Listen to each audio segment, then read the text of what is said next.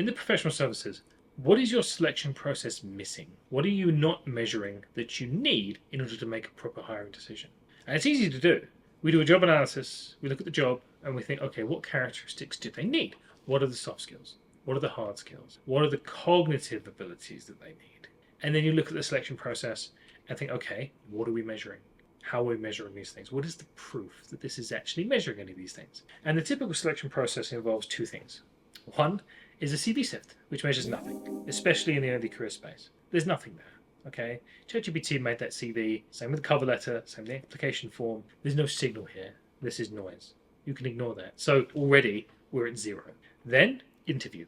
Now the big thing about interviews isn't that they're not predictive of performance. It's that they are not very broad measures. You can't measure resilience with an interview. You're not going to measure work ethic, cognitive abilities, numerical reasoning, commercial awareness. You're going to measure their ability to convince you of things in a very short focus setting. It's a charisma test. It's a social skills test. That's it.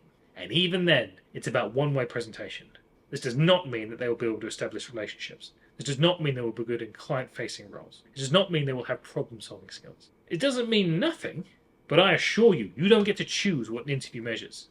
And if you build a framework, values and competencies, I assure you it's not measuring those things. It doesn't matter what they are. If it isn't charisma, it's not being measured. So that leaves a lot of free variables. All of the cognitive abilities completely untouched. Verbal reasoning, numerical reasoning, logical reasoning, ability to learn, the ability to problem solve.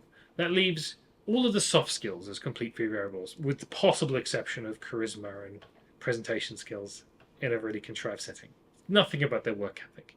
Nothing about their emotional intelligence. Nothing about their team working ability. Nothing about how driven and motivated they are. These are all free variables, which means most of the role and its characteristics are completely untapped. And this is particularly true in the early career space, where they are just pure potential. They have no relevant experience, they're not expected to. So if your selection process is just not hitting the mark, it is not measuring any of the things they need to do the job, what is it doing? It's just an arbitrary filter designed to get a lot of applicants down to a few hires. That is an opportunity cost that you cannot bide. And especially in the professional services space, where the product is the person, value matters more than in almost any other organization.